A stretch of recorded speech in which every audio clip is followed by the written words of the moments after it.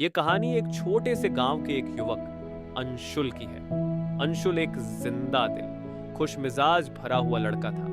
गांव के लोग उसे उसके चुलबुलेपन और बेफिक्र बातों के लिए पहचानते थे। वह हमेशा दूसरों के साथ हंसी मजाक करता और अपने विचारों को बिना किसी हिचकिचाहट के व्यक्त करता। हालांकि उसे इस बात का एहसास कभी नहीं हुआ कि उसकी बातें कई बार दूसरों को असहज या दुखी भी कर देती थी। एक दिन गांव में एक साधु बाबा आए। वह गांव गांव घूमते हुए ज्ञान बांटते थे और लोगों के दिलों में शांति और समझ का प्रकाश फैलाने का काम करते थे। अंशुल ने भी सोचा कि एक दिन बाबा से मिलने जाना चाहिए। उसके मन में कई सवाल थे और वह जानना चाहता था कि क्यों उसके जीवन में कभी शांति नहीं रहती, क्यों उसे हमेशा कुछ खोने का डर लगा रहता है। अगले दिन अंशुल बाबा से मिलने उनके पास गया।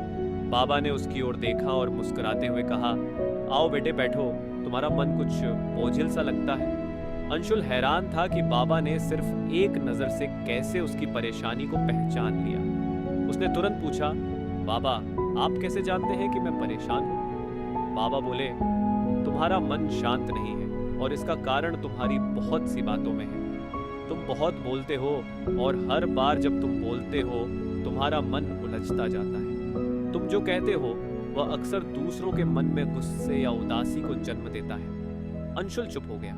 उसने सोचा कि शायद बाबा सही कह रहे हैं। वह हमेशा दूसरों के सामने अपनी राय रखने की कोशिश करता था, लेकिन कभी यह नहीं सोचा कि वह क्या कह रहा है और उसका असर क्या होगा। बाबा ने अंशुल से कहा, अगर तुम चाहो तो अपनी जिंदगी में शांति ला सकते हो।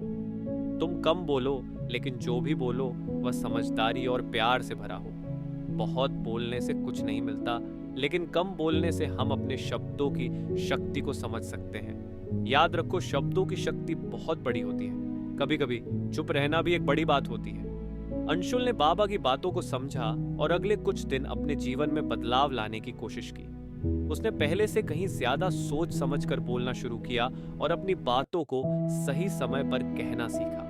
वह अब जब भी बोलता अपने शब्दों का सही उपयोग करता और हर शब्द में एक गहरी सोच और समझ होती थी। समय के साथ अंशुल ने महसूस किया कि जब उसने कम बोलना शुरू किया तो न केवल उसके रिश्ते मजबूत हुए, बल्कि उसका मन भी शांत रहने लगा। लोग अब उसे गंभीरता से सुनते थे और उसकी बातें उन्हें प्रेरणा देती थी।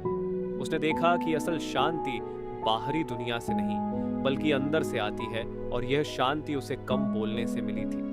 अंशुल अब हर समय बोलने से पहले सोचता था और यही उसे आत्मविश्वास और शांति का अनुभव दिलाता था। उसका जीवन अब संतुलित और खुशहाल था और उसे यह समझ में आ गया था कि कम बोलकर खुद को बदलना केवल एक आदत नहीं, बल्कि जीवन जीने का एक तरीका है। इस तरह अंशुल ने अपनी जिंदगी को बदल लिया और अब वह लोगों को यह सिखाता है कि सही समय पर सही शब्द बोलना और कभी-कभी चुप रहना भी एक कला है।